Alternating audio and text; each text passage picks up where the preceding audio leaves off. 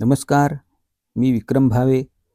उलट तपासणी या चॅनलमध्ये आपल्या सगळ्यांचं स्वागत करतो. मित्रांनो, मालेगाव बॉम्बस्फोटामागील अदृश्य हात या पुस्तक वाचनाच्या 5व्या एपिसोडमध्ये आपण भेटतोय. यापूर्वीच्या 4थ्या एपिसोडमध्ये आपण साध्वी प्रज्ञासिंग ठाकूर यांची कहाणी, तसंच रमेश उपाध्याय यांचा तथाकथित सहभाग आणि बेपत्ता दिलीप पाटीदारचे गूढ ही 3 प्रकरणं पाहिली. या 5व्या आणि शेवटच्या एपिसोडमध्ये आपण राष्ट्रीय स्वयंसेवक संघ आणि बॉम्बस्फोट, तसंच मालेगाव स्फोट आणि प्रसारमाध्यमांचे अपयश आणि मालेगाव बॉम्बस्फोटामागील अदृश्य हात ही 3 प्रकरणं पाहणार आहोत. प्रकरण 13, राष्ट्रीय स्वयंसेवक संघ आणि बॉम्बस्फोट. 18 नोव्हेंबर 2008 रोजी गिरगाव येथील महानगर दंडाधिकाऱ्यांच्या 18 क्रमांकाच्या न्यायालयात भोसला मिलिटरी स्कूल येथे नोकरी करणाऱ्या कॅप्टन नितीन दत्तात्रय जोशी यांची साक्ष नोंदवण्यात आली. प्रसाद पुरोहित यांचे विचार मुसलमानांविषयी पराकोटीची द्वेषभावना व सूडबुद्धी बाळगणारे आहेत व हिंदुत्ववादासाठी पुरोहितांनी सभा घेतली अशी माहिती देऊन पुरोहित यांनी मार्च-एप्रिल 2006 मध्ये 2 पिस्तुले व 1 रिव्हॉल्वर व गोळ्या आपल्याकडे ठेवल्या होत्या असे सांगून जोशी पुढे अशी माहिती देतात की त्यांनी स्वतः पुरोहितांच्या घरी एका रूममधील कपाटात ठेवलेले 10 किलो RDX पाहिले होते. फेब्रुवारी 2007 मध्ये समझोता एक्सप्रेसमध्ये पानिपत येथे जो स्फोट झाला त्यामध्ये डॉक्टर देव या माणसाला आपणच RDX पुरवल्याचे पुरोहित यांनी सांगितले असे जोशी आपल्या साक्षीत म्हणतात. ऑगस्ट किंवा सप्टेंबर महिन्यात नाशिक जिल्ह्यात एक मोठी ॲक्शन होईल व तू बातम्यांमध्ये बघशीलच असे 5-6 जुलै 2008 मध्येच पुरोहित यांनी सांगितले होते. तसेच मालेगाव येथे स्फोट झाल्यानंतर त्यात स्वतःचा हात असल्याचे पुरोहित यांनी मान्य केल्याचे जोशी आपल्या साक्षीत सांगतात. सुधाकर चतुर्वेदी यांच्या घरी पुरोहित, चतुर्वेदी व रामजी या तिघांनी बॉम्ब तयार केला असेही जोशी यांनी म्हटले आहे. कॅप्टन नितीन जोशी यांनी आपली साक्ष फिरवली. एवढंच नव्हे तर मानवाधिकार आयोगाकडे आपला छळ करून खोटी साक्ष द्यायला ATSने भाग पाडले अशी याचिकाही त्यांनी केली. जर खरोखरच जोशी यांच्या साक्षीमध्ये काही तथ्य असते तर समझोता बॉम्बस्फोटात सहभागी असणाऱ्या डॉक्टर देव नावाच्या तथाकथित गृहस्थाची काहीच चौकशी का झाली नाही हे एक मोठे गूढ आहे. आज देखील समझोता एक्सप्रेस बॉम्बस्फोटात पुरोहित अथवा देव यांचे नाव राष्ट्रीय तपास यंत्रणेने अधिकृतपणे घेतलेले नाही. असीमानंद आणि मध्य प्रदेश स्थित हिंदुत्ववादी विचारांच्या युवकांचीच नावे आरोपी म्हणून पुढे आली आहेत. असीमानंद यांच्या कबुली जबाबात देखील डॉक्टर देव यांचे नाव कुठेही येत नाही. असीमानंद यांनी देखील आपला छळ करून कबुली जबाब घेतला असा आरोप करून साक्ष फिरवली ही गोष्ट वेगळी.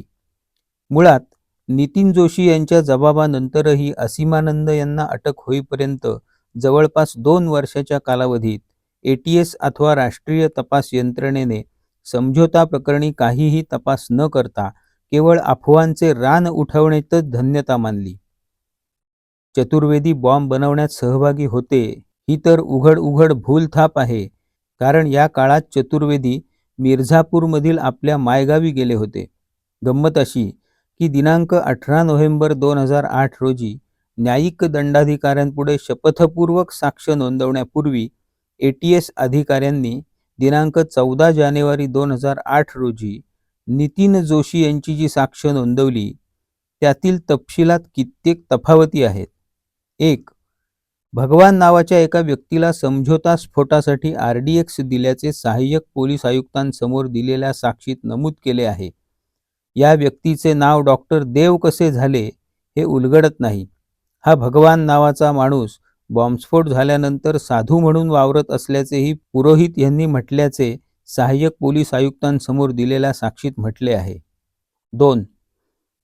RSSचे इंद्रेश आणि मोहन भागवत पाकिस्तानच्या ISI कडून पैसे घेत आहेत आणि राष्ट्रविरोधी कारवाया करीत आहेत म्हणून त्या दोघांना मारून टाकण्याची विनंती जोशी यांना एका व्यक्तीने पुरोहित यांच्या घरी पुरोहित यांच्या उपस्थितीत केली होती असे धक्कादायक विधान सहाय्यक पोलीस आयुक्तांनी नोंदवून घेतलेल्या साक्षीत जोशी यांच्या तोंडी घालण्यात आले आहे.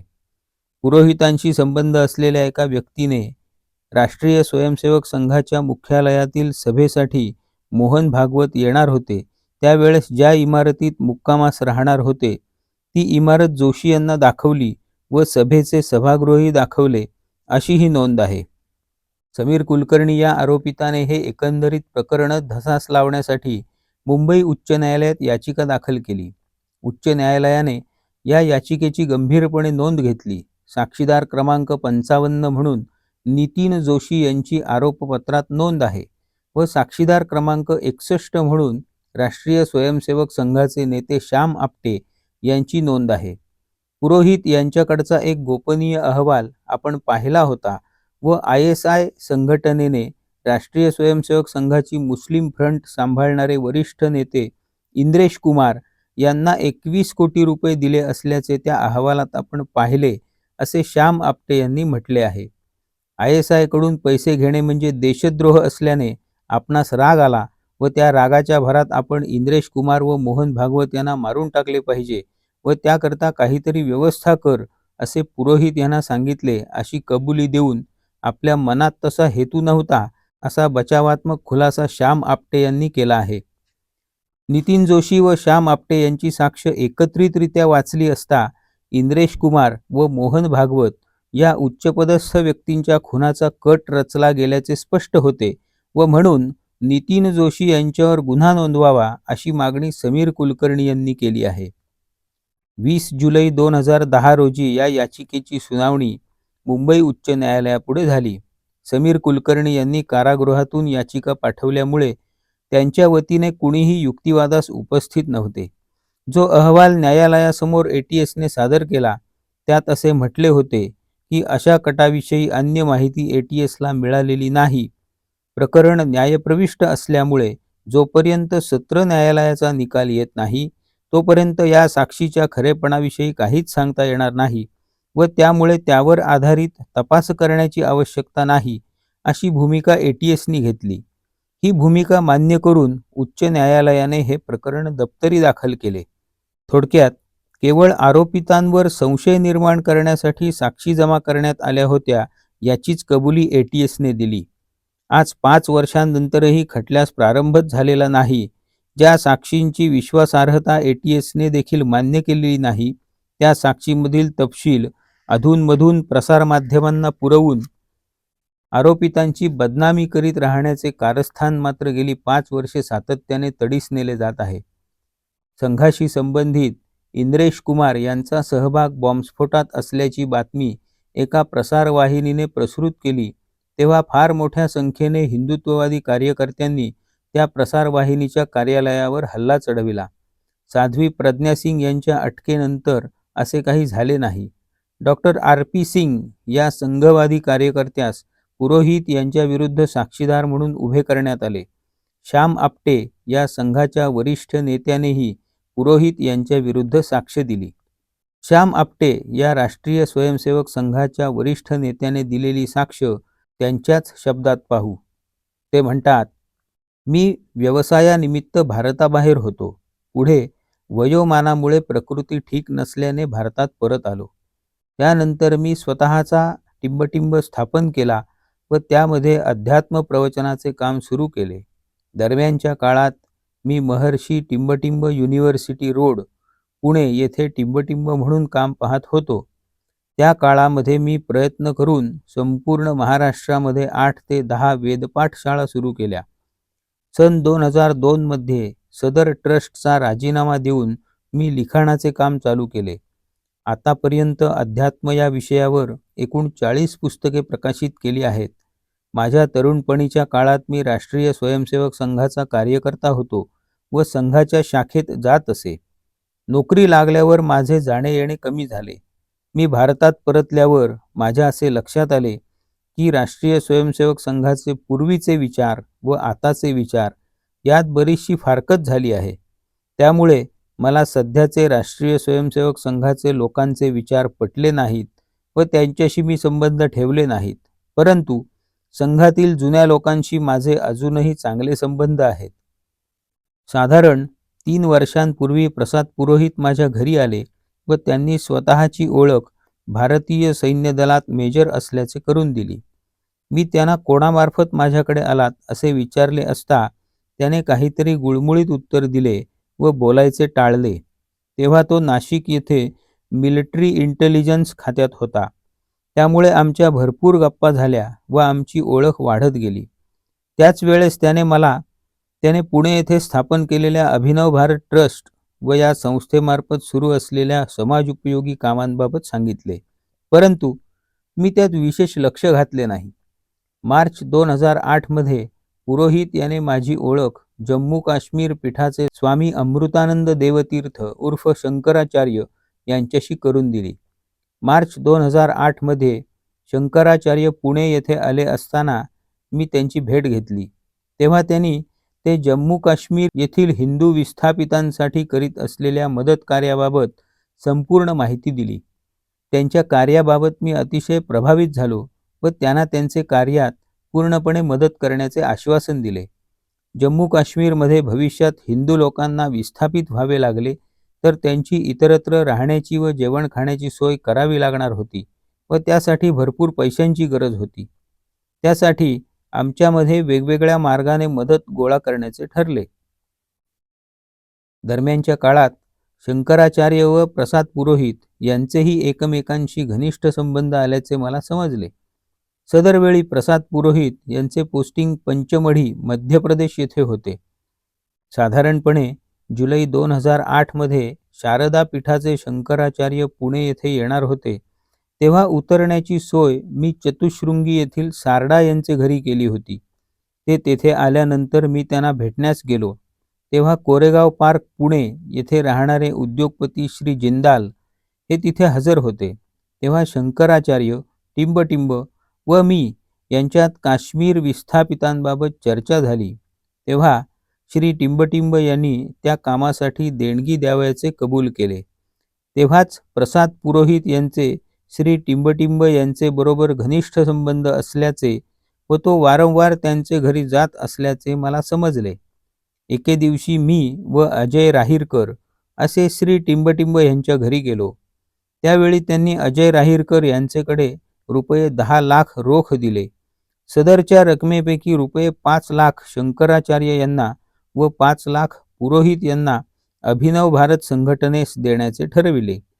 एकदा प्रसाद पुरोहित यांनी शंकराचार्य यांना भेटण्यासाठी मला इंदोर येथे बोलावले. माझी तब्येत ठीक नसल्याने इतक्या लांब मी येऊ शकत नसल्याचे सांगितले. तेव्हा पुरोहित याने अजय राहीरकर याचे सोबत येण्याचा आग्रह धरला. त्याप्रमाणे माझे मुलाकरवी विमानाचे तिकीट काढून दिनांक 1 ऑगस्ट 2008 रोजी मी व अजय राहीरकर पुणे येथून पुणे विमानतळावरून किंगफिशर एअरलाइन्सच्या विमानाने इंदोर येथे पोहोचलो. इंदोर विमानतळावर पोहोचून इंदोर स्थित सयाजी हॉटेल येथे गेलो. तेथे माझे नावे एक रूम बुक होती. तिथे राहीरकर सोबत मुक्काम केला. सदर हॉटेलमध्ये प्रसाद पुरोहित यांनी देखील रूम बुक केली होती. दिनांक 2 ऑगस्ट 2008 रोजी प्रसाद पुरोहित हा आपल्या परिवारासोबत हॉटेल सयाजी इंदोर येथे आला. सकाळी 10:30 वाजता शंकराचार्य हॉटेलवर आले. मी व राहीरकर पुरोहितांच्या रूमवर गेलो. तिथे सकाळी 10:30 ते 11:30 वाजेपर्यंत आम्ही सर्व बोलत बसलो. शंकराचार्य यांचे बरोबर उज्जैन येथे जाण्याचे ठरविल्याने मी पुरोहितच्या रूममधून माझे लगेज पॅक करण्याकरता जात असताना प्रसाद पुरोहित हा शंकराचार्यांकडे 1 लाख रुपयांची मागणी करत असल्याचे मला ऐकू आले. त्या दिवशी रात्री प्रसाद पुरोहित हा विमानाने इंदोरहून मुंबईला गेला व दुसऱ्या दिवशी सकाळी परत येणार आहे असे सांगितले. सदर वेळेस त्याने मला मुंबई येथे जाऊन प्रवीण तोगडिया यांना भेटणार आहे असे सांगितले. त्यानंतर आम्ही शंकराचार्य यांचे सोबत उज्जैन येथे जाण्यास निघालो व सायंकाळी 4:30 वाजता शंकराचार्य यांचे मठावर पोहोचलो व तेथे काश्मीर येथे हिंदू विस्थापितांना मदत करण्याबाबत शंकराचार्य यांच्याबरोबर चर्चा करून त्या दिवशी मठात मुक्काम केला. पहाटे पूजा व अभिषेक करून आम्ही मठात परतलो. सदर वेळी अजय राहीरकर यास रामजी नावाचा एक इसम भेटला होता. दिनांक 3 ऑगस्ट 2008 रोजी उज्जैन येथून आम्ही दोघे विमानाने परत आलो. दिनांक 11 ऑगस्ट 2008 रोजी मी एकटाच पुणे येथून किंगफिशर एअरलाइन्सचे 2:30 वाजताचे विमानाने शंकराचार्य यांना भेटण्यासाठी इंदोर येथे गेलो. विमानतळावर पोहोचताच शंकराचार्य यांनी पाठवलेल्या गाडीने उज्जैन येथे सायंकाळी 4:30 वाजता पोहोचलो. त्यानंतर त्यांच्या मठावरच मुक्काम केला. त्या दरम्यान शंकराचार्य यांचे बरोबर काश्मीर येथे हिंदू विस्थापितांना मदत करण्याबाबत चर्चा झाली. दिनांक 15 ऑगस्ट 2008 रोजी किंगफिशर एअरलाइन्सचे 12:20 वाजताच्या विमानाने पुणे येथे मी परत आलो. दिनांक 20 ऑगस्ट 2008 चे दरम्यान शंकराचार्य हे जम्मू येथून पुणे येथे आले होते. सदरवेळी त्यांची राहायची सोय माझे परिचयाचे सेनापती बापट रोड येथील राहणारे श्री टिंबटिंब यांचे घरी केली होती. त्यावेळी त्यांनी एक वार्ताहर परिषद घेऊन जम्मू येथील अमरनाथ येथील जागेसंदर्भात घडत असलेल्या घटनांबाबत माहिती पत्रकारांना दिली. तसेच त्या दिवशी ते त्यांच्या भक्तांना देखील भेटले. दुसऱ्या दिवशी शंकराचार्य व मी मोतीबागेतील संघाच्या कार्यालयात जाऊन सरसंघ चालक सुदर्शनजी यांना भेटलो. त्यावेळेस संघातील सद्य परिस्थितीवर व इतर काही घडामोडींवर आमची चर्चा झाली. दिनांक 29 ऑगस्ट 2008 रोजी 2:30 चे किंगफिशर एअरलाइन्सचे विमानाने पुणे येथून इंदोर येथे गेलो. इंदोर विमानतळ येथे पोहोचताच शंकराचार्य यांनी पाठवलेल्या गाडीने उज्जैन येथे जाण्याकरता निघालो व सायंकाळी 4:30 वाजता उज्जैन येथे पोहोचून शंकराचार्य यांना भेटून त्यांचे मठात राहिलो. त्यांचे बरोबर काश्मीर येथे हिंदू विस्थापितांना मदत करण्याबाबत व इतर गोष्टींबाबत चर्चा करून त्या दिवशी तिथेच मुक्काम केला. दिनांक 30 ऑगस्ट 2008 रोजी मी शंकराचार्य यांना श्री श्री रविशंकर यांनी काश्मीर येथील विस्थापितांना मदत कार्य करण्याकरिता अनेक प्रकारच्या वस्तू देण्याचे कबूल केले आहे असे सांगून कशा प्रकारे मदत कार्य करावयाचे त्या दृष्टिकोनातून आराखडा तयार करण्याबाबत सविस्तर चर्चा केली.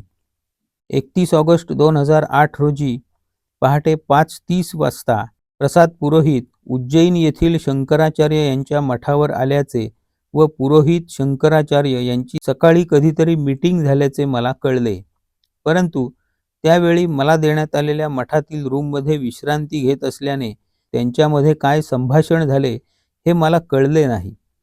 सकाळी 11 वाजल्यानंतर प्रसाद पुरोहित यांची मी भेट घेऊन त्यांच्याबरोबर अवांतर चर्चा केली तेव्हा आर्मीत असून सुद्धा अभिनव भारत संघटनेची वेगवेगळ्या ठिकाणी पब्लिक मीटिंग घेत असल्याबाबत पुरोहित यास खडसावले.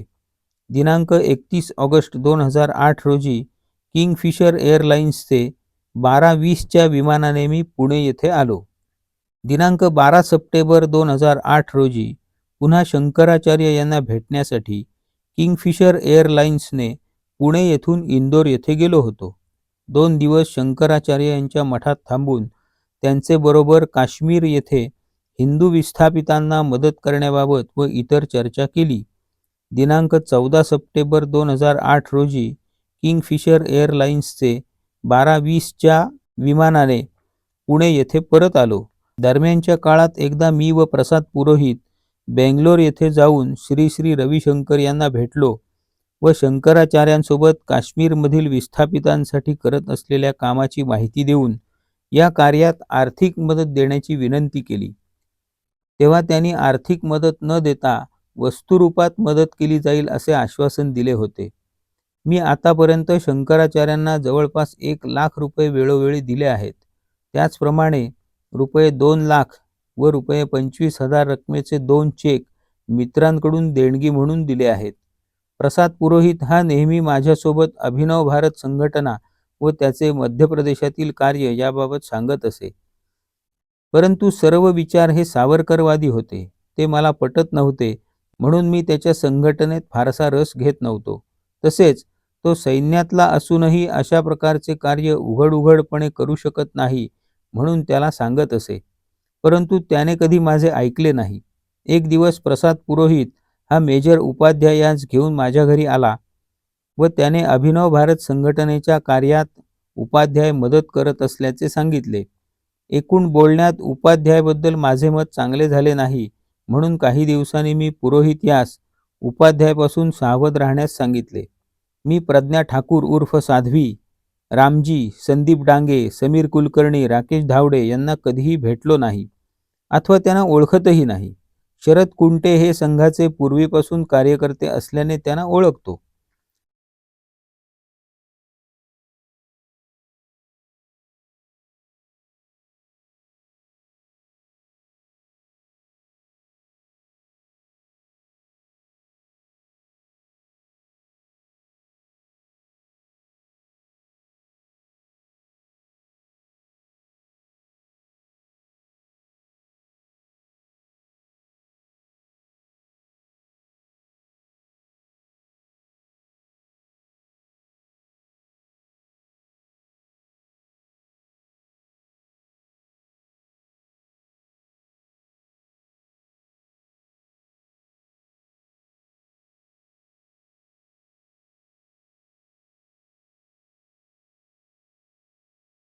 सदरची बाब मी शंकराचार्यांना सुद्धा सांगितली. पुरोहित सोबत झालेले बोलणे मी रागाच्या भरात केले होते, परंतु त्यामागे माझा काही हेतू नव्हता. सदर अहवालाबाबत पुरोहित यास संघाचे सरसंघचालक श्री सुदर्शनजी यांना प्रत्यक्ष भेटून सांग असे सांगितले व पुरोहित याची सरसंघचालकांशी भेट ठरवून दिली. त्याप्रमाणे पुरोहित जबलपूर येथे जाऊन त्यांना भेटला व अहवाल दाखवला. त्यावर त्यांनी काय निर्णय घेतला याबाबत मला काही एक माहिती नाही. श्याम आपटे यांनी दिलेल्या वरील जबाबावरून हिंदुत्ववादी गटांमध्येही सर्व काही आलबेल नव्हते असे दिसते. त्यामुळे काही हिंदुत्ववाद्यांचा मालेगाव बॉम्बस्फोट 2008 या प्रकरणात हात होता असे गृहीत धरले तरी ज्याप्रमाणे सिमीशी संबंध असल्यामुळे मुसलमान आरोपितांना निरपराध असूनही मालेगाव बॉम्बस्फोट 2006च्या प्रकरणात गुंतविले, त्याच प्रकारे पुरोहित व त्यांच्या संघटनेतील सर्वांना बादरायण संबंध जोडून गुंतवले असे मानण्यास वाव आहे. धनसिंग, मनोहर, लोकेश हे सारे संघाचे कार्यकर्ते होते असा उल्लेख काही वृत्तांमध्ये आला आहे. याउलट पुरोहित यांच्या संघटनेने संघावर कडाडून टीका केल्याचे व संघाच्या राजकीय हिंदुत्वास दांभिक ठरवल्याचे ATSने मांडलेल्या पुराव्यात म्हटले आहे. हिंदू दहशतवादाचा आरोप होऊनही संघवादी विचारवंत व पत्रकारांनी देखील काही स्पष्ट भूमिका का घेतली नाही, असा प्रश्न मालेगाव 2008 प्रकरणातीलच नव्हे तर मालेगाव 2006 प्रकरणातील आरोपींनीही विचारल्याचे स्मरते. सुनील जोशी यांचा पुरोहितांशी संबंध नव्हता हे सिद्ध झाल्यानंतरही जोशी यांचा बोलविता धनी कोण होता याचा तपास करण्यात राष्ट्रीय तपास यंत्रणेने फारसे स्वारस्य दाखविलेले नाही. दिग्विजय सिंग यांनी अधूनमधून केलेली वेडीविद्री टीका वगळता संघावर थेट शरसंधान करणे सत्ताधारी पक्षाने टाळले आहे. गृहमंत्री सुशीलकुमार शिंदे तर चक्क संघाचं नाव घेतल्याबद्दल क्षमा मागून मोकळे झाले. संघाबद्दलची कुजबूज कोणी सुरू केली व त्यामागचा बोलविता धनी कोण याचेही गूढ कधी ना कधी उघडकीस येईलच. प्रकरण 14. मालेगाव स्फोट आणि प्रसारमाध्यमांचे अपयश. मालेगाव स्फोट 2008 प्रकरणातील साध्वी प्रज्ञा सिंग यांच्यावर भायखळा महिला कारागृहात एका मुसलमान स्त्रीने आक्रमण केले. त्या स्त्रीने साध्वी प्रज्ञा सिंग यांच्या गळ्यावर, चेहऱ्यावर व हातावर धारदार वस्तूने वार केले होते. त्यामुळे साध्वी प्रज्ञा सिंग घायाळ होऊन बराच रक्तस्राव झाला. सुदैवाने दुसऱ्याच दिवशी खटल्याची सुनावणी न्यायालयात असल्याने सर्व आरोपी व त्यांचे वकील न्यायालयात उपस्थित होते. साध्वी प्रज्ञा सिंग मात्र त्या दिवशी न्यायालयात उपस्थित राहू शकल्या नाहीत, कारण त्या रुग्णालयात होत्या. ज्या न्यायाधीशांसमोर या खटल्याची सुनावणी सुरू होती ते न्यायाधीश त्या दिवशी न्यायालयात आले नव्हते. त्यामुळे हे प्रकरण विशेष मकोका न्यायाधीश श्री पुराणिक यांच्यापुढे तात्पुरते सुनावणीसाठी आले. साध्वी यांच्यावर झालेल्या आक्रमणाचा विषय न्यायालयात उपस्थित वकिलांनी जोरदारपणे न्यायालयासमोर मांडला.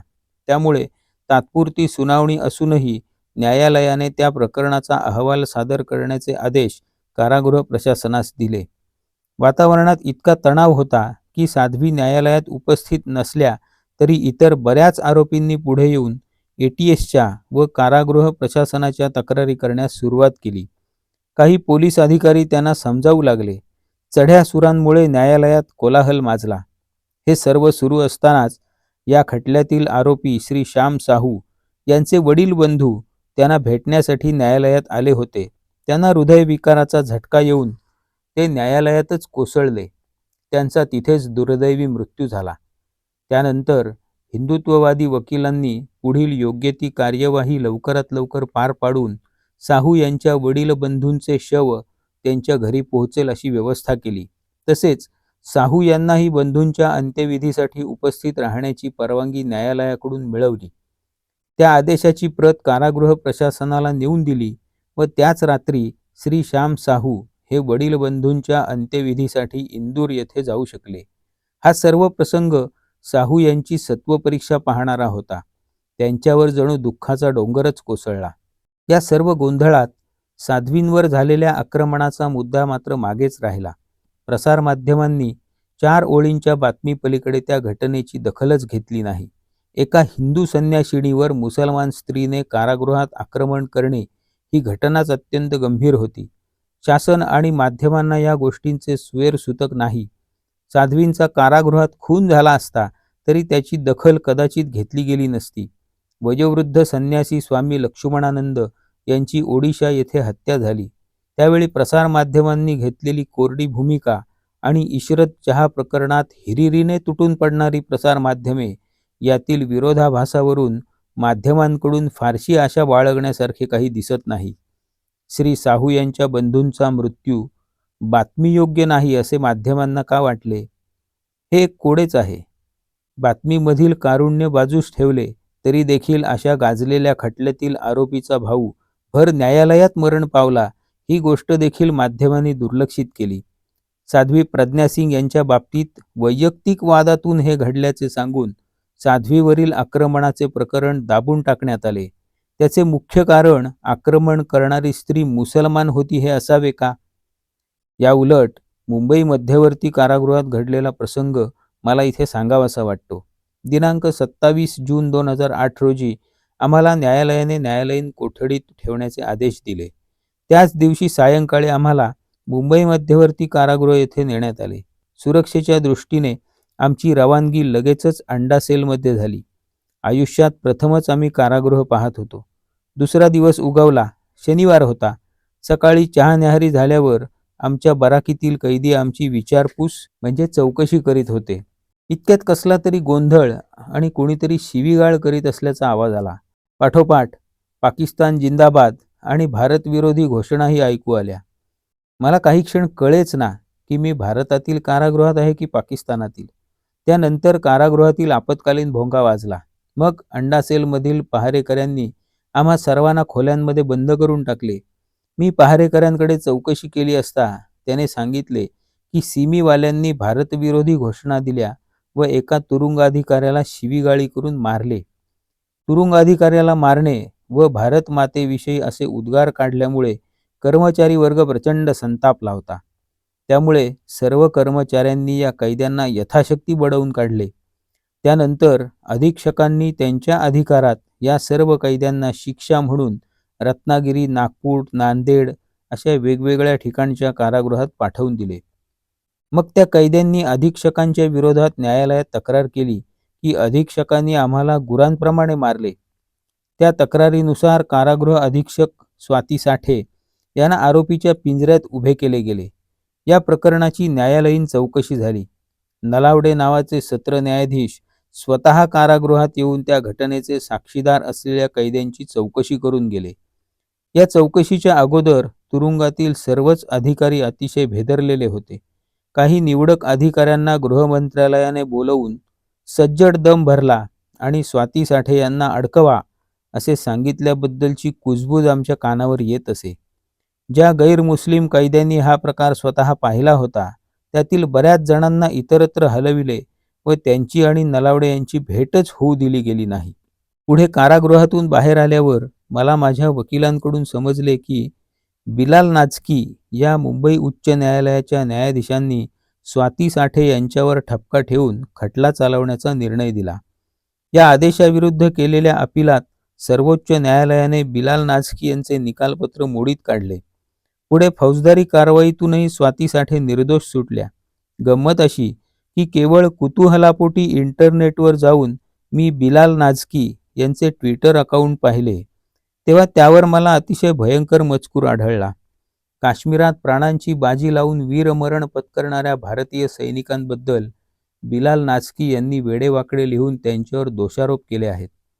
काश्मीरसाठी असलेला विशेष सैनिकी कायदा रद्द केला पाहिजे, असे या महोदयांचे म्हणणे आहे. सैनिकांवर तुफान दगडफेक करणाऱ्या 16-17 वर्षाच्या मुलांवर गोळीबार करणारे भारतीय सैनिकांची खुनी वृत्ती दर्शविते, असे नाझकी यांनी म्हटले आहे. एखाद दुसऱ्या मुलाने दगड फेकण्याचे हे प्रकरण नव्हते. शेकडो मुले एकत्र येऊन दगडांचा मारा करत सैनिकी छावणीवर चालून जातात, तेव्हा सैनिकांनी आपली डोकी फोडून घ्यावीत, अशी नाझकी साहेबांची अपेक्षा दिसते. आता ते निवृत्त झाले असले तरी हे विचार काही आजचे नाहीत. त्यामुळे स्वाती साठे यांच्यावर दोषारोप करणाऱ्या देशद्रोही पाकिस्तानवादी कैद्यांची बाजू त्यांनी घेतली, याचे नवल मला अजिबात वाटले नाही. मात्र नाझकी यांना मराठीचे ज्ञान देखील नसताना त्यांनाच मानवाधिकार आयोगाच्या अध्यक्षपदी आणण्याचा काही हितसंबंधियांचा अट्टाहास आहे व त्याला काही विवेकी अधिकारी व वकिलांनी विरोध केल्यानंतर अट्टाहासाने मानवाधिकार आयोगातील सर्व पदेच रिकामी ठेवली आहेत, हे जेव्हा मला समजले तेव्हा खरोखरच वाईट वाटले. या सर्व प्रकरणात प्रसारमाध्यमांनी आपली भूमिका निपक्षपातीपणे बजावली नाही, असं मला वाटतं. मालेगाव 2006 प्रकरणातील मुसलमान आरोपींची कड घेऊन हिरिरीने महाराष्ट्र पोलिसांवर हल्ले चढवणारी इंग्रजी व स्थानिक भाषेतील वृत्तपत्रे तसेच दूरचित्रवाणीच्या वाहिन्या मालेगाव 2008 प्रकरणात मात्र मूग गिळून का बसल्या, हे अनाकलनीय आहे. मालेगाव स्फोट 2006 प्रकरणातील मुसलमान आरोपींची निर्दोष मुक्तता करवून घेण्यासाठी ज्या हिरिरीने आणि धडाडीने NIAने तपास केला, त्याविषयी मी अन्यत्र उल्लेख केलाच आहे. ATS व CBI या दोघांनी एकतर्फी तपास केला होता आणि मुसलमान आरोपींना गुंतवण्यासाठी ATSने खोटे पुरावे तयार केले, असा NIAने दाखल केलेल्या पुरवणी आरोपपत्राचा रोख आहे. धनसिंग, राजेंद्र, लोकेश शर्मा इत्यादी हिंदू आरोपींनीच मालेगाव 2006 सालचा स्फोट घडविला. त्यासाठी बॉम्ब बनवून त्यांनी मध्य प्रदेशातून तो भारतात आणला. म्हणजे बॉम्ब जुळवण्याचे काम महाराष्ट्रात झालेच नाही, असे NIAने म्हटले आहे. मालेगाव 2006 प्रकरणात NIAने प्रकरणाच्या मुळाशी जाऊन प्रत्येक साक्षीदाराची अक्षरशः पुनर्तपासणी केली. इतकेच नव्हे तर मालेगाव स्फोट 2006 प्रकरणात अटकेत असणाऱ्या मुसलमान आरोपींची बाजू समजावून घेऊन या अनुषंगाने ATS कडून काय चुका झाल्या व ATSने मांडलेले विविध सिद्धांत कसे संशयास्पद आहेत, हे न्यायालयास पटविण्यासाठी NIAने कित्येक पाने आपल्या पुरवणी आरोपपत्रात खर्ची घातली आहेत. उदाहरणार्थ, स्फोटात सहभाग असल्याचा ज्याच्यावर आरोप आहे असा आरोपी स्फोटाच्या दिवशी यवतमाळ येथे म्हणजे 400 किलोमीटर अंतरावर होता, याचे पुरावे NIAने भरपूर परिश्रम घेऊन गोळा केले. मालेगाव स्फोट 2008च्या वेळी चतुर्वेदी 1600 किलोमीटर दूर अंतरावरील आपल्या जन्मगावी होते, याचा तपास करण्याची मात्र NIAला आवश्यकताच भासली नाही. मालेगाव स्फोट 2008 प्रकरणात याच हिंदू आरोपींना म्हणजे मालेगाव 2006 प्रकरणातील हिंदू आरोपींना आता समाविष्ट करण्यात आले आहे. मात्र मालेगाव स्फोट 2008 प्रकरणात एकाही साक्षीदाराची पुनर्तपासणी करण्याची आवश्यकता NIAला भासलेली नाही. राकेश धावडे, दयानंद पांडे, प्रवीण टक्कलकी यांनी ATSने आपणाकडून बळजबरीने कबुली जबाब घेतले असे स्पष्टपणे सांगूनही त्यावर आपले मत नोंदवायला NIA तयार नाही.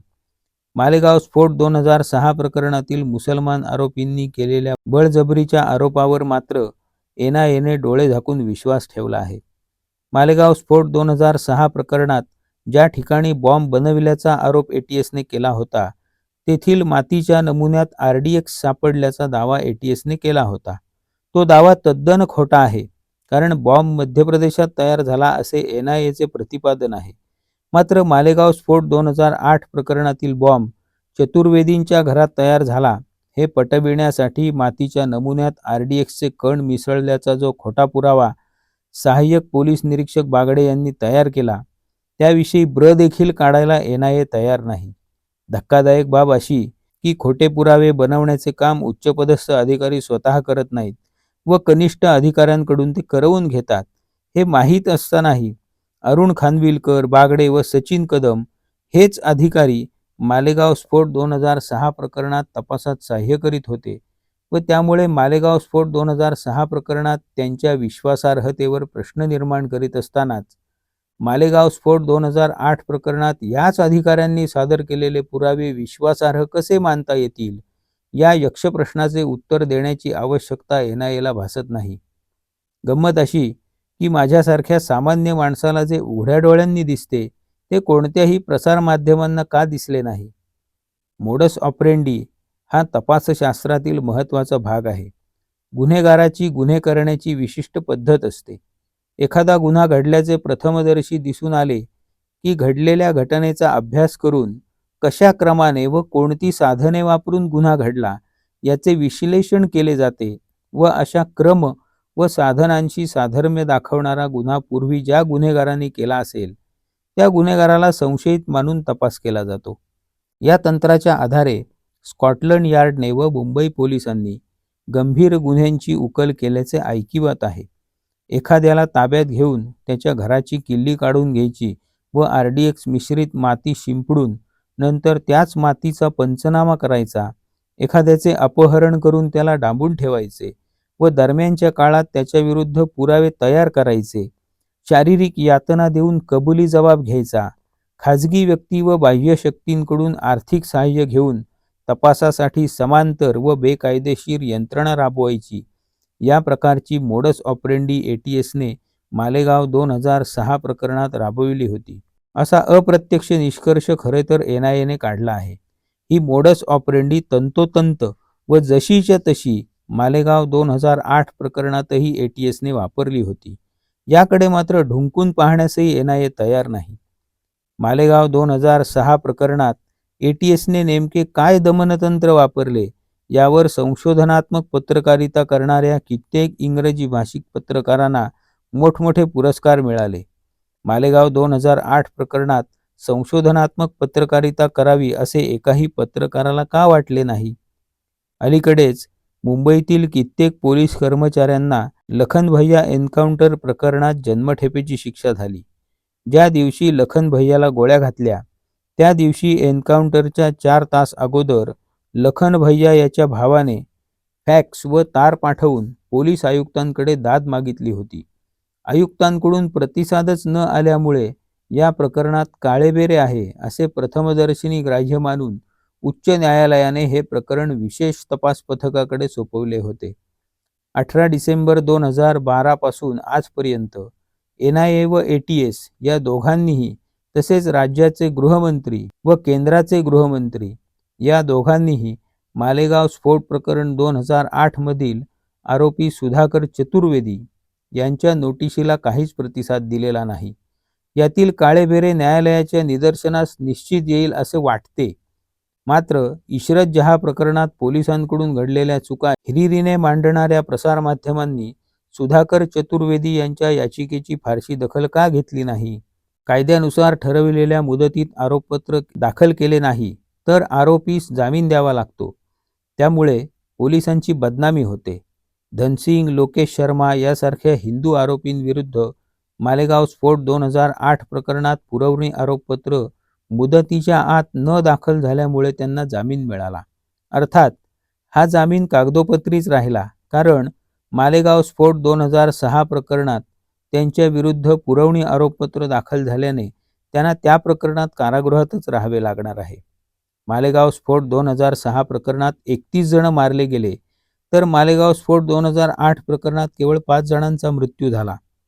मालेगाव 2006 हे प्रकरण जुने असूनही त्यामध्ये पुरवणी आरोपपत्र अगोदर दाखल झाले होते.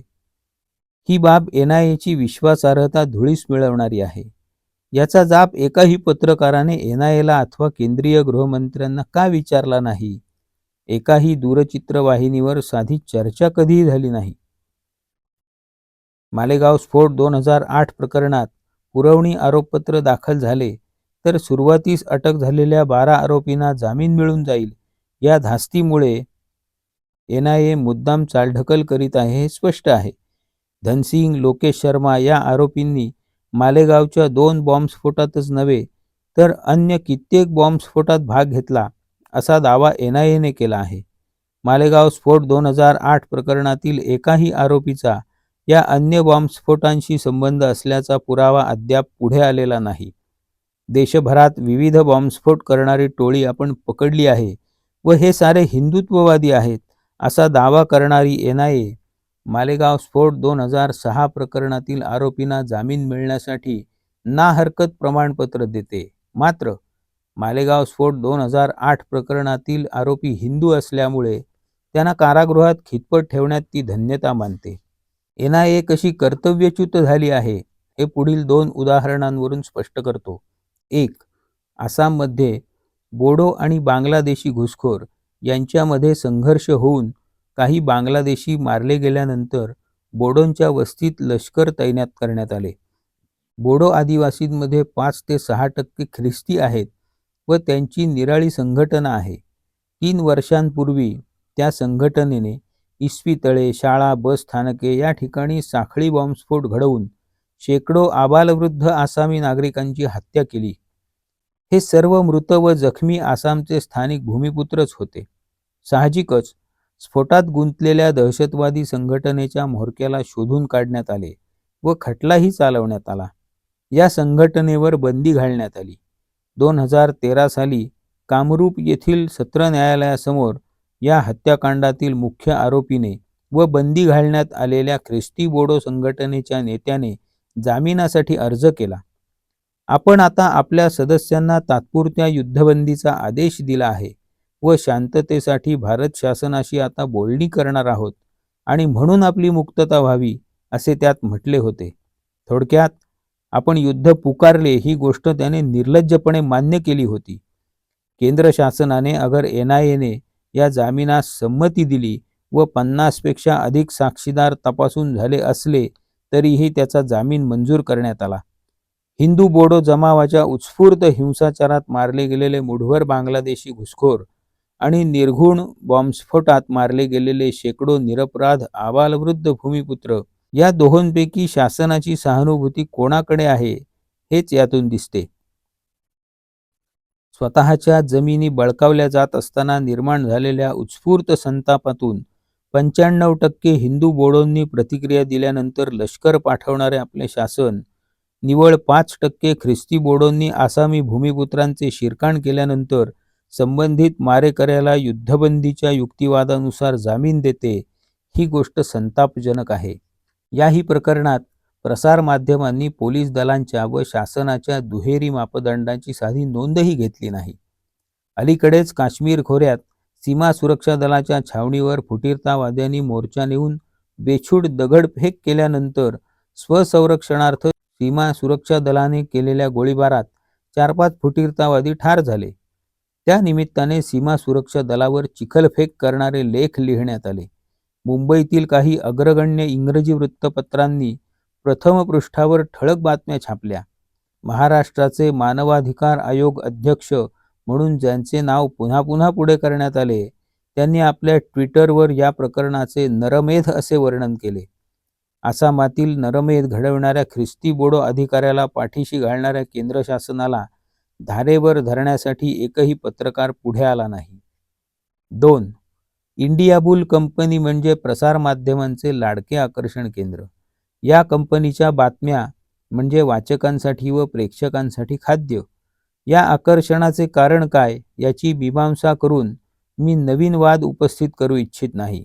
मात्र याच कंपनीचे खाजगी विमान बेकायदा वापरले जाते. एखाद्या निरपराध व्यक्तीचे अपहरण करून तिला वधस्तंभावर नेण्याएवढ्या गंभीर आरोपात गुंतविण्यासाठी खोटे पुरावे तयार केले जातात. या कहाणीतील बातमीमूल्य एकाही पत्रकाराला का जाणवले नाही? खरे तर महाराष्ट्राचे पोलीस असे का वागले याची थोडीफार कारणे माझ्या अल्पविचार बुद्धीला सुचतात. मात्र टिळक, आगरकर, जांभेकर, आचार्य अत्रे यांच्यासारख्या निर्भीड पत्रकारांची परंपरा असणाऱ्या महाराष्ट्रात त्यांचे वारस म्हणवणारे पत्रकार असे बोटचेपेपणाने का वागले याचे कारण मेंदूला कितीही ताण देऊनही मला सुचत नाही व क्षणभर भिरभिरल्यासारखे होते. प्रकरण 15. मालेगाव बॉम्बस्फोटामागील अदृश्य हात. 26 नोव्हेंबर 2008 रोजी अजमल कसाब आणि अन्य अतिरेक्यांनी मुंबई शहरात जो नरमेध घडविला त्याचा उलगडा डेव्हिड हेडली याने अमेरिकन तपास यंत्रणेपुढे दिलेल्या कबुली जबाबात केला आहे. आपल्या जबाबात हेडलीने इशरत जहाँ हिचे नाव घेतले व मुझम्मिल नावाच्या पाकिस्तानातील अतिरेक्याकडून ती आदेश घेत होती असेही सांगितले. याविषयीची वृत्ते अनेक ठिकाणी प्रसिद्ध झाली आहेत. इशरत जहाँ ज्यात मरण पावली ती पोलीस चकमक 2004 साली झाली होती. 2009 साली हेडलीने इशरतचे आणि मुझम्मिलचे नाव घेतले. गंमत अशी की 2006 सालच्या मालेगाव स्फोटात ATSने मुझम्मिलचे नाव फरार आरोपी म्हणून दाखवले आहे. जर मालेगाव 2006च्या स्फोटातील मुसलमान आरोपी निर्दोष असतील तर मुझम्मिल हे नाव आरोपपत्रात कसे काय घुसले याचा तपास करण्याची आवश्यकता NIAला भासलेली नाही. मुझम्मिल याचा इशरतशी 2004 साली असणारा संबंध अथवा 26 नोव्हेंबर 2008च्या हल्ल्यातील त्याचा सहभाग यांविषयी 2009 सालापर्यंत कोणालाही ठाऊक नव्हते. मग 2006 साली त्याचे नाव कसे समाविष्ट झाले? याचा अर्थ असा की मालेगाव स्फोट 2006 प्रकरणातील किमान एका तरी आरोपीचा व मुझम्मिलचा संबंध होता. जर असे नसेल तर मुझम्मिलचे नाव ज्या ATS अधिकाऱ्याने घुसडले त्याची तरी निदान चौकशी व्हायला हवी. कारण निर्दोष आरोपितांना गुंतविताना मुझम्मिलच्या कारवायांकडे या अधिकाऱ्यांनी जाणीवपूर्वक दुर्लक्ष केले व त्यातूनच पुढे 26 नोव्हेंबर 2008चा म्हणजे 26/11चा हल्ला करण्याची संधी त्याला मिळाली असं होत नाही का? टोकाची भूमिका घ्यायचं म्हटलं तर मुझम्मिलचे भारतातील खरे हस्तक सही सलामत सुटून जावेत या हेतूने अन्य निष्पाप मुसलमानांची नावे पुढे करण्यात आली असं का म्हणू नये? या विषयाची व्याप्ती फार मोठी आहे. निवृत्त उच्चपदस्थ अधिकारी SM मुश्रीफ यांनी आपल्या हू किल्ड करकरे या पुस्तकात कसाब याच्या मराठी भाषिक सहकाऱ्यांचा उल्लेख केला आहे. करकरे यांना मारणारे मराठी भाषिक असल्याने हा ब्राह्मणांचा कट आहे असं त्यांचं म्हणणं आहे. स्वतः कसाबनेच कबुली जबाब दिल्यानंतर या प्रकरणावर पडदा पडल्यासारखे झाले व मुश्रीफ यांची बोबडी वळली. माझ्या मते या प्रकारे हा विषय सोडून देणे भारतीय जनता, न्यायव्यवस्था व प्रसारमाध्यमे यांच्यासाठी योग्य नाही. अबू जुंदालच्या अटकेनंतर या प्रकरणात मराठी भाषिक आहेत आणि ते मुसलमान आहेत हे सिद्ध झाले आहे. कसाबबरोबर हल्ल्यात सहभागी असणारे त्याचे सहकारी नक्की कुठून आले याचा शोध घेतल्यास कदाचित या प्रकरणावर अजून प्रकाश पडू शकेल. त्यांची प्रेते घेण्यासाठीही कुणी पुढे आले नाही. त्यातील काही मराठी भाषिक होते असे मुश्रीफ म्हणतात. नांदेड, बीड, उस्मानाबाद व औरंगाबाद येथे त्यांची छायाचित्रे झळकवून त्यांच्या नातेवाईकांचा शोध घेण्याचा का प्रयत्न केला नाही? हे अनाकलनीय आहे. केवळ मुंबईचे पोलीस म्हणतात म्हणून हे सारे मारेकरी पाकिस्तानातून बोटीने आले असे मानायचे काय? कसाब बरोबरच्या फहीम अन्सारी व सबाउद्दीन या 2 उत्तर प्रदेशातील आरोपींची निर्दोष मुक्तता झाली. त्यांना गुंतविण्यासाठी मुंबई पोलिसांनी खोटे पुरावे तयार केले असावेत असा संशय माननीय न्यायालयानेच व्यक्त केला आहे. एका आरोपीच्या हस्ताक्षरातील हल्ल्याच्या स्थळाचा नकाशा गोळीबारात ठार झालेल्या अतिरेक्याच्या खिशात सापडला असा मुंबई पोलिसांचा दावा होता. मात्र या नकाशावर साध्या घड्या देखील पडल्या नव्हत्या किंवा रक्ताचे डागही पडले नव्हते. त्यामुळे आरोपीकडून नकाशा लिहून घेऊन मग तो प्रेताच्या खिशात सापडल्याचा खोटा पंचनामा पोलिसांनी तयार केला हा आरोपीचा युक्तिवाद न्यायालयाने ग्राह्य ठरविला.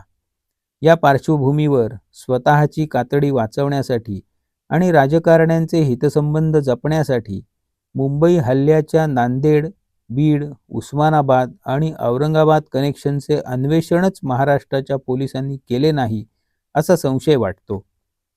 विषय आलाच म्हणून 26 नोव्हेंबर 2008 संबंधीच्या सर्वांनाच विसर पडलेल्या एका मुद्द्याविषयी लिहितो.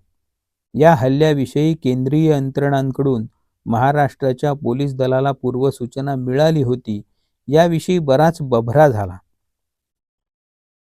नक्की कोणत्या अधिकाऱ्याकडे अशी पूर्वसूचना आली याविषयी नंतर आळीमिळी गुपचिळी असे धोरण राजकारणी व प्रसारमाध्यमे या दोघांनी अवलंबिले. ज्या प्रकारे ATSचे उदात्तीकरण मालेगाव स्फोट 2008 नंतर चालू होते व ATSच्या उच्चपदस्थ अधिकाऱ्याच्या अत्युच्च सामर्थ्य वर्तुळात वावर चालू होता, ते पाहता हल्ल्याची अशी पूर्वसूचना ATSला निश्चितपणे मिळाली असणारच. पण ह्या आपल्याच बाब्याला कार्टे कसे म्हणायचे, या अवघड परिस्थितीत महाराष्ट्राचे गृहमंत्री सापडल्याने हे सर्व प्रकरण दाबून टाकण्यात आले. मुंबईवरचा दहशतवादी हल्ला हा 11 सप्टेंबर 2001 रोजी अमेरिकेवर झालेल्या दहशतवादी हल्ल्याच्या खालोखालचा सर्वात मोठा दहशतवादी हल्ला आहे. तरी देखील या हल्ल्याचा तपास दहशतवाद विरोधी पथकाकडे न देता गुन्हे अन्वेषण विभागाकडे देण्यात आला. जर दहशतवाद विरोधी पथकाचे अधिकारी साक्षीदार म्हणून उभे राहिले तर आरोपींच्या प्रश्नांची उत्तरे देताना त्यांचा खोटेपणा व अकार्यक्षमता उघडकीला येईल अशी भीती वाटत असल्यामुळे राजकारण्यांनी ही चलाखी केली हे स्पष्ट आहे. मालेगाव 2006 व मालेगाव 2008 ही दोन्ही प्रकरणे न्यायप्रविष्ट असताना स्वतः न्यायमूर्तींच्या भूमिकेत जाऊन कोणता आरोपी निर्दोष आहे व कोणता दोषी आहे याचा निवाडा करण्याचे धारिष्ट्य माझ्याकडे नाही. मात्र यापूर्वीच्या प्रकरणांतून जी पाहिली व अनुभवली अशी वस्तुस्थिती मांडण्याचा मी प्रामाणिक प्रयत्न केला आहे. एक व्यक्ती म्हणून पूर्णतः त्रयस्थपणे या दोन्ही प्रकरणांकडे मी पाहतो तेव्हा मन चक्रावून जाते. इंडिया बुल्स कंपनीचे चार्टर विमान एखाद्या कनिष्ठ पोलीस अधिकाऱ्याला कंपनीने सुखासुखी दिलेले नव्हते. जर बड्या उच्चपदस्थ राजकीय व्यक्तीचा वरदहस्त नसता तर मालेगाव 2008 प्रकरणातील सुधाकर चतुर्वेदी या आरोपिताचे अपहरण करणे, RDXचा पुरावा तयार करणे, सैन्यातील आजी व माजी उच्च अधिकाऱ्यांचा शारीरिक छळ करणे, वरिष्ठ वर्तुळात वावरणाऱ्या साध्वी प्रज्ञासिंग ठाकूर यांच्याशी गैरवर्तन करणे हे ATSच्या कुणाही वरिष्ठ अधिकाऱ्याला शक्यच झाले नसते. मालेगाव स्फोट 2008 प्रकरणाच्या तपास कामात पाण्यासारखा पैसा ओतला गेला होता व या पैशांची अधिकृत कागदपत्रांमध्ये नोंदच नाही. जे पोलीस अधिकारी अधिकृत नोंदी न ठेवता चार्टर विमान घेऊन राज्यांमध्ये हिंडत होते त्यांचे तत्कालीन वरिष्ठ एवढ्या मोठ्या संख्येने आपले कनिष्ठ अधिकारी व कर्मचारी कुठे गायब झाले आहेत याविषयी कसे उदासीन राहू शकले. मालेगाव प्रकरणाचा तपास हेच एक मोठे गुन्हेगारी कारस्थान होते व राजकीय वरदहस्ताशिवाय ते शक्यच नव्हते. हिंदूंना अडकविण्यासाठी कुण्या राजकीय नेत्याने हे घडविले अशा भाबड्या युक्तिवादात गुंतून पडण्याची कितीही उर्मी मला आली तरी देखील माझ्या सत्सद विवेक बुद्धीला ते पटत नाही. 2004 साली इशरत जहा या तरुणीला पोलीस चकमकीत ठार केल्यानंतर तिचे नाव डेव्हिड हेडली या अतिरेक्याने 2009 साली अमेरिकन तपास यंत्रणांपुढे दिलेल्या कबुली जबाबात नमूद केले. मुझम्मिल नावाचा पाकिस्तानी अतिरेकी इशरतला आदेश देत असे हेडलीने म्हटले. याविषयीची वृत्ते अनेक ठिकाणी प्रकाशित झाली.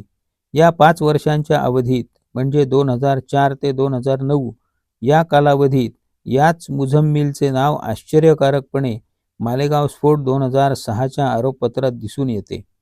याच मुझम्मिलचा हेडलीशी संबंध आला व 26 नोव्हेंबर 2008 रोजी मुंबईवर झालेल्या निर्घृण हल्ल्यातही त्याचे नाव घेतले गेले. 2006 सालीच ATSला माहिती मिळाली असल्यास 2 शक्यता संभवतात. 1. मालेगाव स्फोट 2006 प्रकरणातील आरोपींनी ही माहिती दिली. 2. मालेगाव स्फोट 2006 प्रकरणातील मुसलमान आरोपी जर निर्दोष असतील व मध्य प्रदेश स्थित हिंदू गटानेच मालेगाव 2006चा बॉम्बस्फोट घडविल्याचा राष्ट्रीय तपास यंत्रणेचा दावा खरा असेल तर महाराष्ट्र ATSने मुझम्मिलचे नाव घुसडले.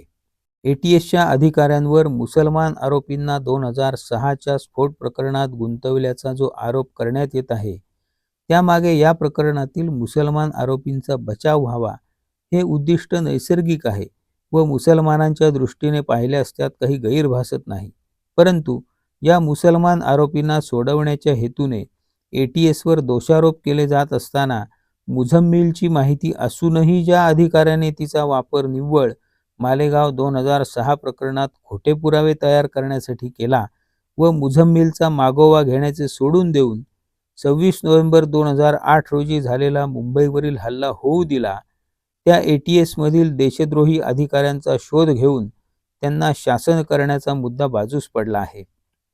मुझम्मिलचे नाव ATSला माहीत होते एवढेच केवळ नाही, तर 26 नोव्हेंबर 2008च्या हल्ल्याची पूर्वसूचना मिळूनही हातावर हात ठेवून स्वस्थ बसण्याचे पातक ATSनेच केले होते, असे म्हणण्यास पूर्ण वाव आहे. 26 नोव्हेंबर 2008च्या म्हणजे 26/11च्या हल्ल्याविषयी केंद्रीय यंत्रणांनी महाराष्ट्र शासनातील संबंधित पोलीस अधिकाऱ्यांकडे आपला अहवाल पाठविला होता. याविषयी वारंवार वृत्ते प्रसिद्ध झाली. नक्की कोणा अधिकाऱ्यांकडे असा अहवाल पोचला याची मात्र चौकशीच झाली नाही. तत्कालीन परिस्थितीत ATSचे वरिष्ठ अधिकारी म्हणजे तत्कालीन गृहमंत्र्यांचा आवडता बाब्या होता आणि हिंदू आतंकवादाचे भूत लोकांपुढे उभे करून गृह खात्याची कार्यक्षमता सिद्ध करण्याची जबाबदारी त्याच्यावर सोपवण्यात आली होती. त्यापूर्वीच्या ATS प्रमुखांनी मालेगाव 2006 प्रकरणात मुसलमानांना गुंतविले असे आरोप झाले. साहजिकच नव्या ATS प्रमुखांनी तथाकथित हिंदू दहशतवाद्यांना पकडल्यानंतर त्यांच्यावर स्तुतीचा वर्षाव होणे स्वाभाविक होते. आज देखील मालेगाव 2006 प्रकरणात मुसलमान आरोपितांवर झालेल्या अत्याचारांविरुद्ध दाखल झालेल्या विविध याचिकांमध्ये 2006 सालच्या ATS प्रमुखांना लक्ष्य बनवण्यात आले आहे. मात्र या गदारोळात पुढील महत्त्वाच्या मुद्द्यांकडे दुर्लक्ष झाले आहे. 1. मालेगाव स्फोट 2006 व मालेगाव स्फोट 2008 या दोन्ही प्रकरणात ज्यांच्यावर खोटे पुरावे तयार करण्याचे आरोप झाले ते अधिकारी उदाहरणार्थ अरुण खानविलकर, सचिन कदम, सहाय्यक पोलीस निरीक्षक बागडे इत्यादी हे एकच होते. खोटे पुरावे तयार करण्याचे काम वरून आलेल्या आदेशाप्रमाणे खालच्या पातळीवरील अधिकारी करतात हे सर्वमान्य गुपित आहे. प्रश्न एवढाच आहे की दोन्ही प्रकरणात त्याच अधिकाऱ्यांनी एकदा मुसलमानांना व एकदा हिंदूंना गुंतवण्यासाठी खोटे पुरावे तयार केले असतील तर त्यासाठी वरून आलेला आदेश हा ATS प्रमुखांकडून आला होता की त्यावरील कोणाकडून? 2. 2006 साली मुसलमानांना गुंतवायचे यामागे सीमेवरील बंदीचे समर्थन करण्याचा हेतू होता असा आरोप एकीकडे होत असताना 2008 साली हिंदूंना गुंतवण्यामागे 2009 साली होणाऱ्या निवडणुकात मुसलमानांची मते मिळवण्याचा हेतू होता असाही आरोप होत आहे. प्रथमदर्शनी या दोन्ही आरोपांत तथ्य दिसून येत असल्यामुळे 2006 व 2008 साली ATSचे नेतृत्व नक्की कोणत्या राजकीय नेत्याचे हितसंबंध जपत होते यावर विचार झाला तर या दोन्ही प्रकरणांमागचा अदृश्य हात उघड दृष्टिक्षेपात येतो. 3. 26 नोव्हेंबर 2008च्या मुंबईवरील हल्ल्यात मराठी भाषिक अतिरेकी होते हे निवृत्त पोलीस अधिकारी मुश्रीफ यांनी आपल्या पुस्तकात सविस्तरपणे मांडले आहे. अबू जुंदालच्या अटकेनंतर हे उर्दू जाणणारे मूळ मराठी भाषिक अतिरेकी कोण याचा उलगडा सर्वांना झाला. पाकिस्तानात प्रशिक्षण घेऊन आलेल्या महाराष्ट्र निवासी अतिरेक्यांचा बोलविता धनी म्हणून ज्याचा गाजावाजा पूर्वीच झाला आहे अशा बड्या राजकीय नेत्याने गृह खात्यावर दबाव आणून 26 नोव्हेंबर 2008चा तपास थांबविला असे मानण्यास जागा आहे. 4. 26 नोव्हेंबर 2008च्या हल्ल्यात उत्तर प्रदेशातील 2 तथाकथित सिमी कार्यकर्त्यांना मुंबई पोलिसांनी गुंतविले. त्यांची निर्दोष मुक्तता सत्र न्यायालय, उच्च न्यायालय व सर्वोच्च न्यायालय या तिन्ही ठिकाणी झाली. मुंबई पोलिसांनी खोटे पुरावे तयार केल्याचा ठपका याही वेळी आला. स्वतंत्र भारतातील सर्वात भीषण दहशतवादी हल्ला असूनही या प्रकरणातून खुद्द दहशतवाद विरोधी पथकाला म्हणजे ATSला का खड्यासारखे बाजूला काढले हे सर्वात मोठे गूढ आहे. ATS अधिकाऱ्यांची उलट तपासणी झाली असती तर 26 नोव्हेंबर 2008च्या हल्ल्याची पूर्वसूचना असूनही त्यांनी काही केले नाही हे कदाचित न्यायालयात सिद्ध झाले असते. मुझम्मिलशी त्यांचे असलेले संबंधही कदाचित उघडकीस आले असते.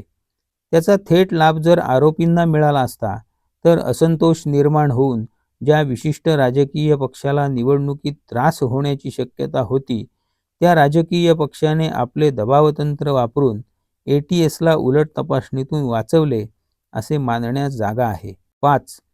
उस्मानाबाद, बीड, औरंगाबाद एवढेच नव्हे तर पुण्यातीलही काही भागात दहशतवादी कारवाया वाढत चालल्या आहेत. पश्चिम महाराष्ट्रातही दहशतवादी आपले संघटन बळकट करीत आहेत. हे सांगली, मिरज, कोल्हापूर येथील वाढत्या जमातवादावरून दिसून येते. या भागातून तयार झालेल्या दहशतवाद्यांना संरक्षण देण्याच्या हेतूने उत्तर प्रदेशातील दोघा तरुणांना बळीचे बकरे बनवण्याची युक्ती पोलीस अधिकाऱ्यांना नसून महाराष्ट्र राज्याच्या राजकीय नेतृत्वास सुचली असणार हे स्पष्टच आहे.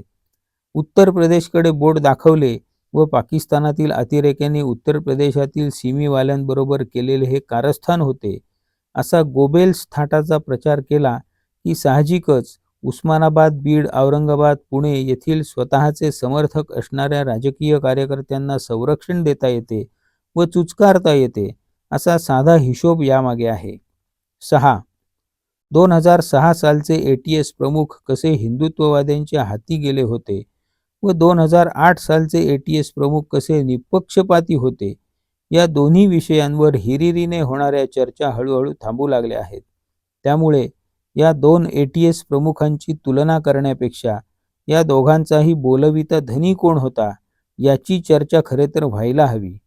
26 नोव्हेंबर 2008च्या हल्ल्यात उत्तर प्रदेशातील दोन युवकांना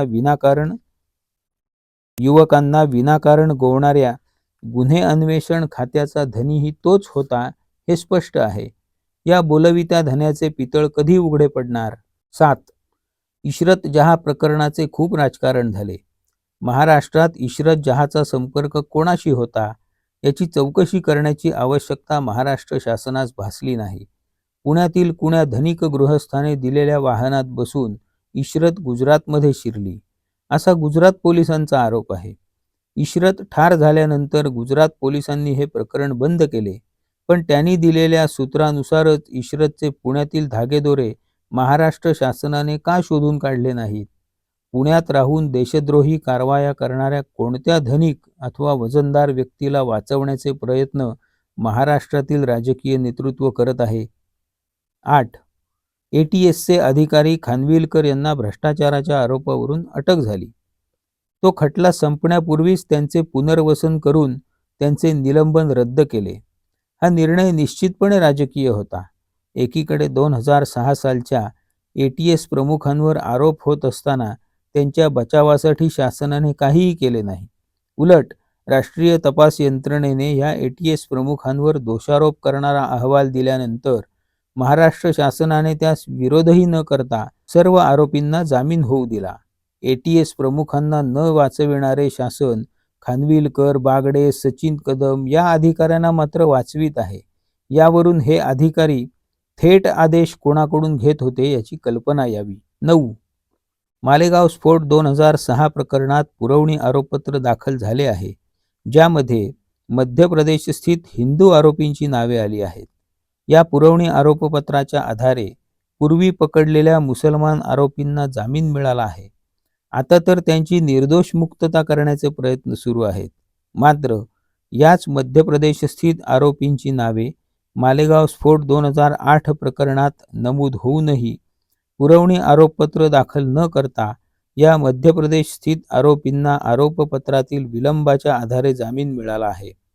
मालेगाव स्फोट 2006 प्रकरणात अडकविल्यामुळे अशा जामिनाचा या आरोपींना काहीही लाभ नाही. त्यांचा जामीन केवळ कागदोपत्री आहे. प्रत्यक्षात 2006 प्रकरण संपेपर्यंत म्हणजे पुढील कित्येक वर्ष ते कारागृहातच राहणार हे स्पष्ट आहे. मालेगाव स्फोट 2008 प्रकरणात पुरवणी आरोपपत्र दाखल झाले तर प्रसाद पुरोहित, साध्वी प्रज्ञासिंग ठाकूर, सुधाकर चतुर्वेदी, समीर कुलकर्णी, रमेश उपाध्याय इत्यादी यापूर्वी अटक झालेल्या 12 आरोपितांना मालेगाव स्फोट 2006 प्रकरणात स्वीकारलेल्या तत्वानुसार प्रथम जामीन द्यावा लागेल व नंतर त्यांची मुक्तता करावी लागेल हे स्पष्ट आहे. या सर्व खोडसाळ उपद्व्यापामागे राजकीय हेतू स्पष्टपणे दिसून येतात. 10. सर्वात महत्त्वाचे म्हणजे प्रसाद पुरोहित या वरिष्ठ सेना अधिकाऱ्याचे संभाषण ज्यांनी ध्वनिमुद्रित केले त्यांनी असा प्रकार किती वर्षापासून चालविला आहे व तो आज तागायत सुरूच आहे का याचाही खुलासा व्हायला हवा. महाराष्ट्र ATSचे अधिकारी सेनाधिकाऱ्यांची संभाषणे ध्वनिमुद्रित करू शकत असतील तर त्यापेक्षा गंभीर गोष्ट कोणती असू शकते? मुझम्मिलशी संबंधित ज्या अधिकाऱ्यांनी तपास यंत्रणा अथवा ATSमध्ये शिरकाव करून घेतला आहे, त्यांच्या हाती अशी कित्येक संभाषणं पडली असतील व त्याचा कशाप्रकारे उपयोग केला गेला असेल याचा नुसता विचार केला तरी मन सुन्न होते. आज मी कारागृहाबाहेर आहे. जे दिसले व जे सुचले तेच मी लिहिले. या प्रकरणातील संपूर्ण सत्य जगापुढे येईल तो सुदीन. माझ्यापुरतं सांगायचं झालं तर मालेगाव स्फोट 2006 व मालेगाव स्फोट 2008 या दोन्ही प्रकरणांची सुनावणी व निर्णय लवकरात लवकर यावा अशी माझी ईश्वरचरणी प्रार्थना आहे. मुसलमान अथवा हिंदू यापैकी कुणीही राजकीय स्वार्थासाठी आरंभलेल्या छळसत्रास बळी पडत असतील तर माझी सहानुभूती अशा बळींसाठी आहेच. एखाद्यास निरपराध असूनही गंभीर गुन्ह्यात गुंतविले जाते तेव्हा ती व्यक्तीच नव्हे तर तिचे सर्व कुटुंबीय खटला न होताही जणू काळ्या पाण्याची शिक्षा भोगत असतात. अशा व्यक्तीचा धर्म कोणताही असला तरी तिला न्याय मिळाला पाहिजे. माझे हृदय कारागृहात अकारण खितपत पडलेल्या हिंदू व मुसलमान अशा दोन्ही आरोपींसाठी आक्रंदन करते. त्यांची सुटका त्वरित व्हावी असे मला वाटते. मालेगाव स्फोट 2008 प्रकरणातील आरोपींच्या तोंडून ऐकलेल्या कहाण्या आणि मालेगाव स्फोट 2006 प्रकरणातील आरोपींनी व्यक्त केलेल्या भावना या दोहोंमागील दबलेले हुंदके मला एकसारखेच अस्वस्थ करतात. स्वतःची मुक्तता अनुभवताना फार वर्षांपूर्वी पाहिलेल्या अर्धसत्य नावाच्या हिंदी चित्रपटात उद्धृत केलेल्या कवितेच्या ओळी अंधुकशा आठवतात. अडकलेल्या चक्रव्यूहामधून धडपडून धडपडून बाहेर निघालो. मागे वळून पाहिले, चक्रव्यूह जिथल्या तिथेच होते. निरपराध्यांना गुंतवणारा अदृश्य राजकीय हात जेव्हा छाटला जाईल तेव्हाच ATS, गुन्हे अन्वेषण विभाग, राष्ट्रीय तपास यंत्रणा यांच्या माध्यमातून उभारलेल्या त्या चक्रव्यूहाचा भेद होईल व त्यात भिरभिरणारे निष्पाप आरोपी पुन्हा आपल्या कुटुंबियांकडे परततील. नमस्कार.